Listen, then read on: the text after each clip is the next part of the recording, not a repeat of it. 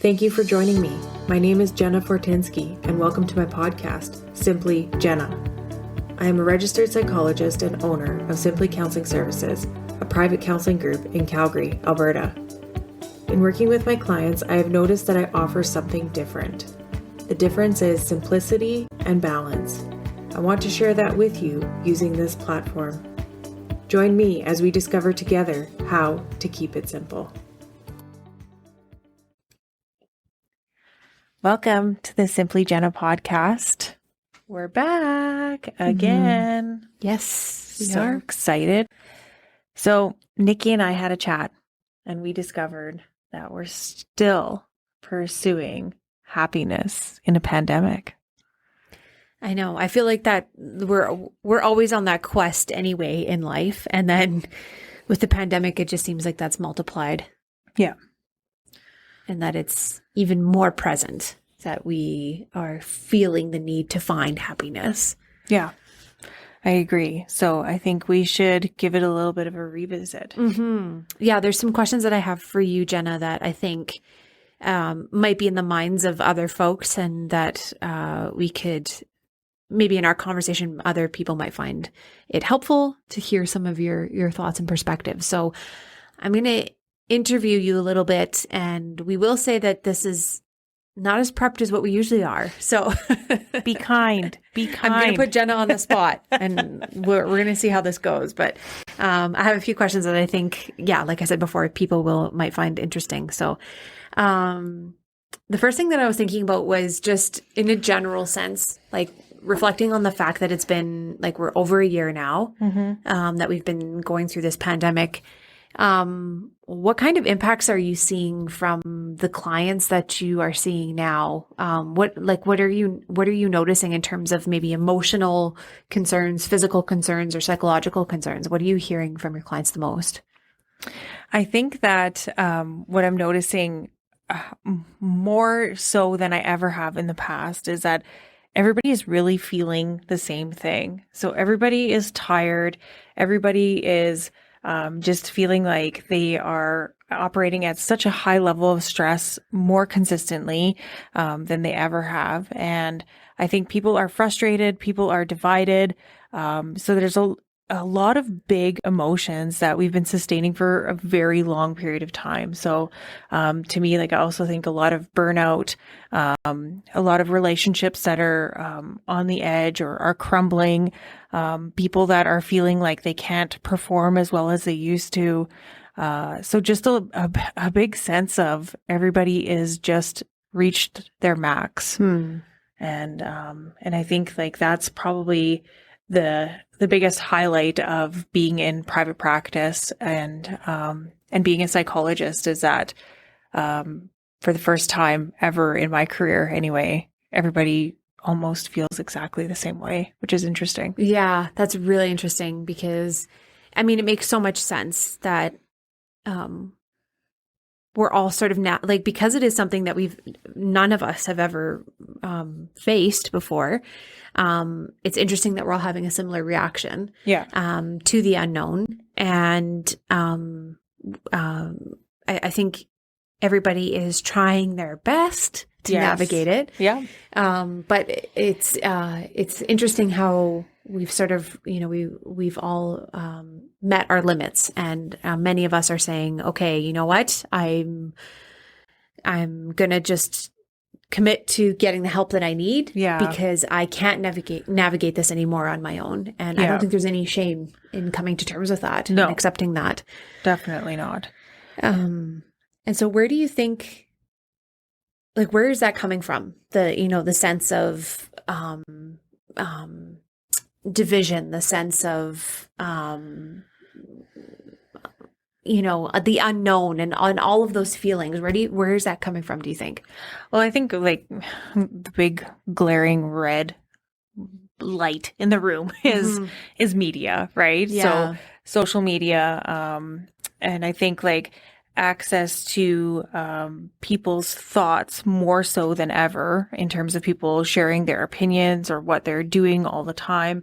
And it's easily accessible, and whether you really want to see it or not, it might be coming from people that you know very closely or people that you might be associated with. So we're kind of getting this information almost in an unknowingly way. And I think it's also sitting with us in an unknowingly way, in terms of that the information is coming into us and we don't realize how it's affecting us. And so I think that's playing a huge part in people when they're coming in for private practice, is that they're finding that, I feel like I'm running on high all the time. I feel like I'm at the end of my rope. I understand that there's a pandemic, but I don't understand why I feel like this. Mm-hmm. And when we kind of tease it apart, we kind of have a better understanding of, well, what's in the palm of your hand does have a big impact on us, right? Yeah. And that quick access, like I said, sometimes the information is unwanted or we don't necessarily know what's going to come at us at any point in time. Mm. And I also think that there's been so many twists and turns in terms of what the media has shared with us. So many mixed messages, messages from media, messages from government, messages from researchers, from scientists. So I think people just really don't know who to trust at this point. And, finding out that, maybe close friends or people that we're in relationships with have different opinions than us, and trying to navigate that and learning how to get past maybe some really strong opinions on certain topics related to the pandemic. So, but yeah, I think, media and social media, my goodness, it's a blessing, but it's such a curse. I was just going to say that. Yeah. That I feel like we're on information overload right now. And, social media and media in general is wonderful for so many reasons. And I mean, we're using a form of media and what we're doing. Yep. So it's useful and helpful, but in some ways it's also harmful sometimes, totally, right? If it's not consumed in the right way or consumed in a healthy way. So it's almost in terms of having boundaries. Sorry, I had to cut you off. Yeah, no, and I was just going to say that's almost like we need to have, boundaries or rules around how we are consuming that information and then what we're choosing to do with it, right? Exactly. So you're reading something and then what are you doing with that information once you've read it? Yeah. Okay, so then since our last episode where we talked about happiness and finding happiness in the pandemic, what do you think has changed? I think people are tired. Yeah. And I think that, like what we talked about in that first episode, I think it's still very relevant. I just think that we're at a place now where we're feeling like, can I sustain this, or I can't sustain those strategies or those techniques. And, I'm trying and I'm trying and I'm trying. And that's what I'm hearing from my clients is that, I'm continuing to try, but it sure is getting hard to try. Right. So I think that's probably the biggest difference between that episode and today's episode is that I understand and I am with each one of those people. Yes. Right. Yeah, 100%, in terms of, yes, it is a struggle. And I think we need to normalize that it is normal to struggle right now. Yeah. And that, like I said at the beginning, everybody is struggling. So yes, it may be a struggle, but it still needs to be done. And, those tips and strategies that we talked about in that first episode, really all it takes is choosing one strategy, just get that ball rolling, right? And even if you just commit to that one strategy every day or every other day, like we talked about in that episode, you're still making progress. And it's so interesting to think about it and to reflect on our current situation because it's almost like you don't really have a choice. Yeah. You know what I mean? Yeah, exactly. In what we're living in right now, what we're doing is survival, right? So how do we sort of take it up a level and come out of that place of just surviving and make the best of our situation? Considering this is our normal for right now. We don't know how long that's going to be for. So how do we make the best of it? Right. And I think I agree with you. The strategies that you provided us with in the first episode are still very relevant and useful. Because we still have a very uncertain future ahead of us. Yeah, exactly. So what do you think people want the most when we think about getting back to normal? Connection. Okay. I know even for myself, I feel starved for connection. And, you know, we've talked about this in a roundabout ways throughout the episodes that we've had. I think of when we talked about socializing in an antisocial world and all these Zoom meetings and talking to people, but not connecting. Yeah. And I just feel like we've been living in a world where we're almost like talking at people and not talking with people. And there's so many rules and regulations around how to interact with somebody that it loses the purpose or that sense of I'm connecting with someone. The authenticity. Exactly. Yeah. Yeah. And being genuine and all of that. Right. Yeah. So, and, you know, the absence, I think now more than ever, you know, as human beings, we're social beings, you know, we can really see how we are social beings. Yeah. And how much we do crave that interaction. And yes, you introverts are included in this. I was actually going to go down that path because I think that is a misconception, right? Yeah. Don't even like if you're sitting there saying I'm an introvert, that doesn't apply to me. I love the pandemic. I think it's great. Sure. But, you know, there's still going to be people that are in your circle that you still want to connect with. Yeah. And even if it is that one other person in your world or two other people in your world, we still need to connect. And I think that's what we're all, you know, starving for is I need that connection. I need that hug. I need that sitting across the table from each other, enjoying a meal or, you know, watching a show together or going for a walk or playing a sport, you know, just connecting with people. And for it to not be through a computer screen or from 6 feet away. I was just going to say, or thinking in the back of your mind, oh my God, we should be wearing masks. We should be making sure that we're maintaining our distance. You know, that's hard. It's hard to be authentic and to be your genuine self when you've got that sort of looming over you, right? Yeah. So how can we maintain our optimism then when we're looking at a future that is still unknown? How do we face that? How do we still continue to put that smile on our face every day when we wake up and say, okay, just a little while longer? How do we do that? Well, I think the biggest shift that people really need to focus on is to really shift your thinking from how much longer to how can I enjoy today? Okay. Yeah. So really focusing on that mindfulness piece. Right. So being in this moment, right? And to really shift your thinking from what I don't have to what I do have and what I'm grateful for. And what do I have to look forward to today? Maybe you're making a special meal today. Maybe you do have, you know, a Zoom meeting planned with a friend. Or maybe you're going to be able to go outside and go for a walk. So, really focusing on what's happening for you today and, to really not put a whole lot of focus on what the future brings. And I think that's a rule no matter what's going on in the world, pandemic or not. I think it's healthy functioning for everybody to really just, you know, stay in this moment and stay focused on what's good about today and what's good about right now. And you may have to dig really, really, really deep some days. And I've said this to my clients, you know, time and again, is that you might have to say, well, the sky is blue. Right. And if that's what it is for that day, that's okay. It's something, right? So really, really digging deep, finding something to be grateful for, to be happy for, something to look forward to.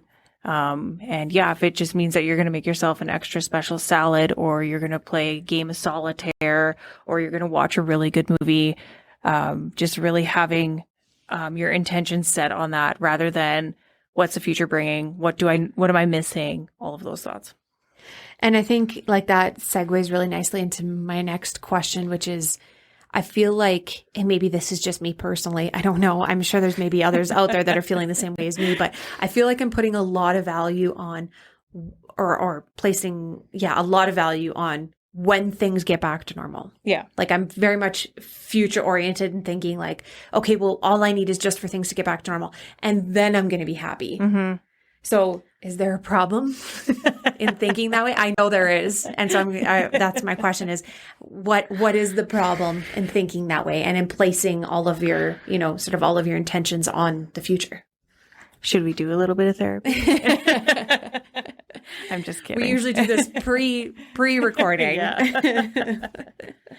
No, I think that when we have those thoughts and we really put a lot of weight or value into things that are in the future, more specifically things that are out of our control, we're really setting ourselves up for failure. And so that's not really a good headspace to be in. The headspace that we really want to focus on is what am I in control of? And how can I make that my focus? How can I really focus in on this is what I have control over. So I do have control over how beautiful I make that salad, what movie I choose to watch, where I choose to walk today. We're in Calgary. We've got this beautiful benefit of being right beside the mountains. We've got lots of green space. So, we do have a lot of choice and a lot of control in our own lives. And so we really need to shift that focus, like I said, onto what we do have control over. We can't place our happiness on things that are out of our control. Because makes so much sense. Our happiness is within our control. Yes. Yeah. So we have to make sure that that happiness aligns with things that are within our control. Excellent. That makes a lot of sense. And in true Jenna style, it's very simple. Yet effective, right? I think what your message is loud and clear. And it does. It requires a reframe of how we're thinking. Yeah. And I think just because we talked about media in the beginning, and I'm going to bring it back in here, but it's almost like the media is forcing us to think that way in a sense of just wait until the restrictions are lifted and then everything's going to get back to normal and everything's going to be great. Well, maybe not. We don't know, right? Yeah. So we are placing a lot of weight and value on things that we don't have control over. And so that's really good advice to not focus on that. Yeah. Yeah, because there's so many things that we don't know. Exactly. Right? And we don't know what we're going to feel like when things open up, how it's going to impact us. Yeah. So it just makes so much more sense to just really bring in those thought processes and really make it a hyper focus to focus on what's happening today. What am I happy about today? What can I be happy about? What am I excited for just for today or maybe even tomorrow? And if you really rein in those thought processes, then happiness seems to get so much closer and seems to be more within reach at that point. Fantastic. Yeah. That's excellent. Yeah. That's all my questions, Jenna. Did I pass? Did I pass? If I was grading you, I'd say you got an A+. Excellent. I like that. That makes me happy. No, seriously though, that was fantastic. And I think that's really helpful. So thank you so much for your wisdom and your good advice. Hopefully our listeners find it helpful and entertaining as well. Exactly. As always, we will close this episode with a quote. This one comes from Eleanor Roosevelt. Happiness is not a goal. It's a byproduct of a life well lived. Thank you for listening to this episode. I wanted to share some important information before we let you go. While this podcast will give you strategies to use in your life, it is certainly not a replacement for attending therapy or seeking your own support. There will always be limits to what we can do on our own when it comes to mental health. And while we can give you tools and strategies, we know that they will not always work for everyone. There is value in telling your story and being heard. If you have tried the strategies we discussed and you're still feeling stuck, please reach out to us at Simply Counseling Services. Visit our website at www.simplycounselingservices.com for the services we offer and to learn about the other services that are free. You can also submit your topic ideas for this podcast on this website as well. Thank you again for joining us, and we are looking forward to our next time together. Take care of yourself.